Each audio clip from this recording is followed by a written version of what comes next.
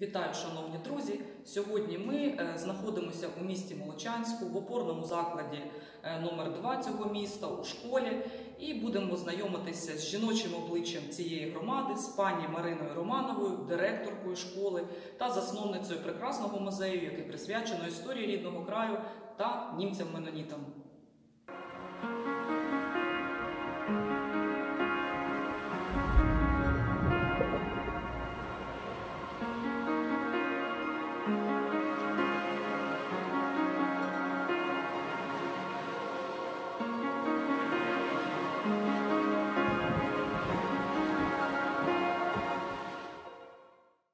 Вітаю, пані Марино.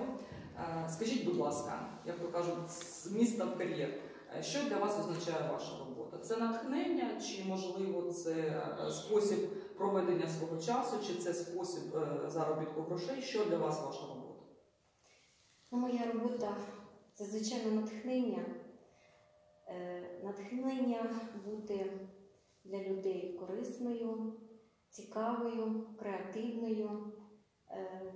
Діти. Школа на дітях будується, базується на 3 китах, як я завжди кажу. Це батьки, діти і вчителі. І для мене це дуже важливо, щоб ми всі були партнерами, співпрацювали. І головна моя така стратегія, завдання – це зробити комфортними, безпечними, цікавими умовами, зробити їх для дітей сприятливими, і щоб вони йшли сюди з радістю. Чи важко бути директоркою? Відчувати оце відповідальність за колектив, за дітей – це важко психологічно? Психологічно важко, звичайно важко. Що вас розраджує? Розраджує сім'я, донька моя Юлія, перекладач, до речі, англійської мови. Ну і, звичайно, діти. Інколи приходиш, як ви кажете, з таким настроєм, пригніченим, або щось сталося, трапилося, і зайдеш у школу, і бігають ці маленькі ангели. У нас дуже такі діти веселі, життєрадісні, вони до тебе прийдуть, обнімуть, і вже ти набираєшся цієї енергії. А коли ви вирішили, що ви хочете бути вчителем? Чи навпаки, можливо, ви не знали, що хочете бути вчителькою, батьки там сказали, будеш вчителькою, і ви потім зрозуміли, що так, це моє покликання, як це трапилося? Це становлення вас як педагога, а потім вже директорка, це вже керівна посада, так? В першу чергу вчителька. Ну, мабуть, сталося ще з шкільних років. Я дуже була активним таким учасником самоврядування шкільного. У нас, я навчалася в Коханівській школі. Запорізька область. Так, наша, Коханівська середня школа. І ми часто дуже йшли до менших, проводили там підшефну роботу, там, і грали з ними, навіть уроки якісь проводили. У нас дуже було налагоджена ця співпраця. Ну і також, мабуть, ще ми зацікавлені німецькою мовою, і те, що я дуже часто брала участь в олімпіадах, і навіть в обласній, в Запоріжжі з німецької мови зайняла там призове місце. І якось я дуже любила писати. У нас, якщо були якісь ігри там з дівчатами, то я весь час щось там писала, якісь документи виписувала, почерк був непоганий.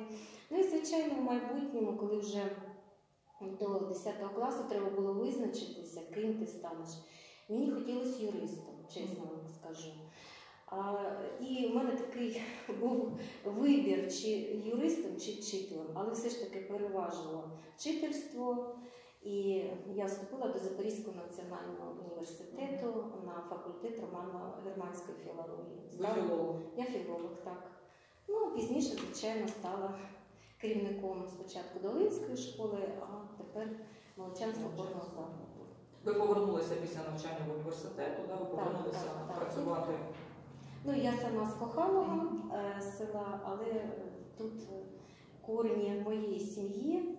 Сюди я вийшла заміж, діти народилися, так що тут вже прикипіло серце. Ніколи не було такого бажання виїхати з України? Тим паче, що ви досконало знаєте німецьку мову. Бажання такого не було, саме виїхати. Було дуже велике бажання подорожувати. дуже хотілося побувати спочатку у всіх німецькомовних країнах, потім, звичайно, поїхати і відпочити десь в теплі країни. А так, щоб виїхати, тут мої рідні, моя родина, мої корені.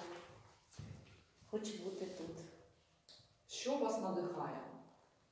Або хто? Або хто?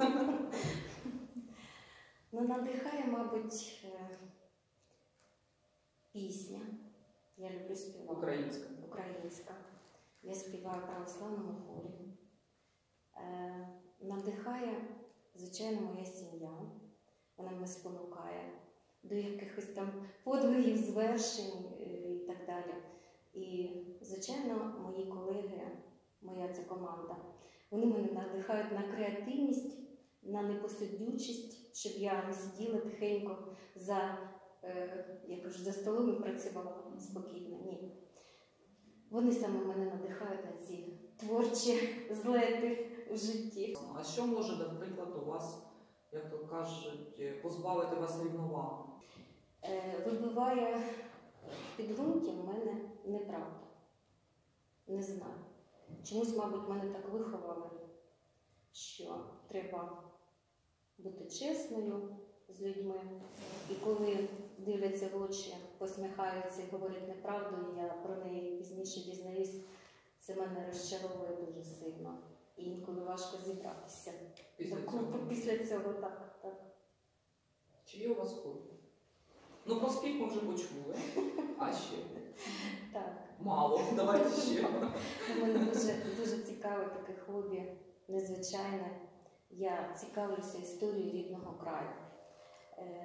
Спонукало, мабуть, те, що я вчитель німецької мови, і коли я дізналася в свій час, що місто Молочанськ Запорізької області це була така перлина німецької колонії молочної, що тут був наскільки високорозвинене місто з високим рівнем культури, освіти. Ну, я думала, що це дійсно щось незвичайне. Зараз ми тут з вами знаходимося. Я багато чула насправді про цей музей і про ваш особистий внесок у його створення. Скільки ви присвятили свого часу на створення? Цьому хобі. Цьому хобі, так. Саме цей музей, в якому зараз ми перебуваємо, був створений у 2015 році, тобто йому вже 6 років. Частково тут матеріали із Долинської школи, як ми там збирали початок цих матеріалів.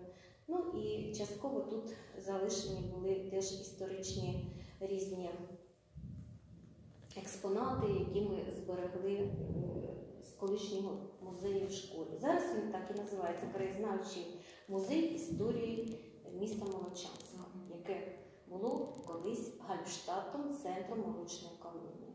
А хто виявляє цікавість до цього музею? Я маю на увазі там з вищого керівництва, можливо, області. Чи виявляли увагу якусь, зацікавленість хтось там, може, з відділів культури обласної адміністрації, щоб може допомогти навіть, якось це популяризувати на каналах запорізьких?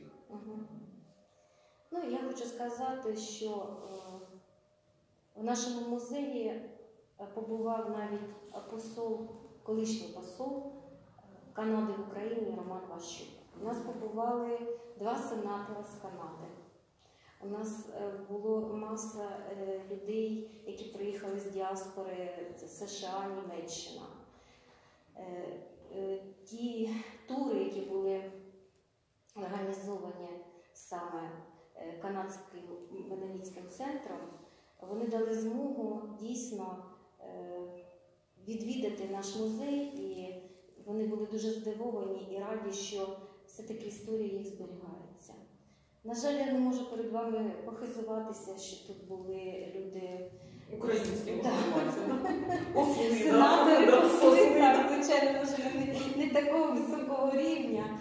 Це маленький краєзнавчий музей, але в нас музей був і колишній мер Володимир Вольвач, були деякі і депутати із Токмацької районної ради, Ігор Ситник.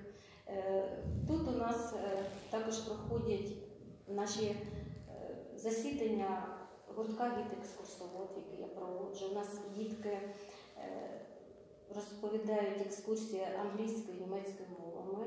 Особливо, як я вам говорила, в ті часи, коли дуже-дуже активно до нас приїздили до Молочанська туристи, то ми поділялись на дві групи. Хто володіє німецькою мовою, ви, будь ласка, заходите, слухайте екскурсії німецькою. До речі, менонітків мутершпрахи, мамина мова – це німецька. Вони навіть з таким задоволенням слухали, коли ми їх зустрічали тут перед входом в музей німецькими піснями. Вони підспівували, вони всі аплодували. Такий зразу ми їм настрій створювали, веселий. І потім, коли вони сюди попадали, як я називаю це царина історія, і діти їм розповідали німецько-англійською, вони були дуже вражені і дуже вдячні дітям, що вони зберігають цю мамину мову.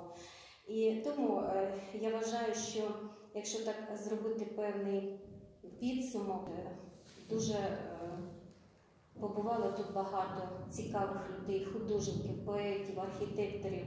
Туристи і Молочанськ. З 2015 року скільки особисто ви зустріли делегацій німецьких або з інших країн, які приїжджали до Молочанську, знайомилися з такою історичною спадщиною, з вашим музеєм, з вашою роботою? Скільки? Ну, приблизно. Ну, у нас був такий період, що влітку, у липні місяці, приїхало біля 100 туристів, це був один рік. Так? А так, в різні часи, ну, я так думаю, більше 200, це однозначно. Більше 200? Це просто які точково приїхали спеціально сюди для вас? Ну, вони їздять сюди саме в Молочанськ, тому що тут найбільше збереглося архітектурних будівель. І дійсно один чоловік із Швейцарії, так ви знаєте, років йому було за 80, підійшов до мене і каже: ви знаєте, я все життя мріяв попасти в це місто. Мені моя бабуся розповідала на ніч казки про Гольфштадт.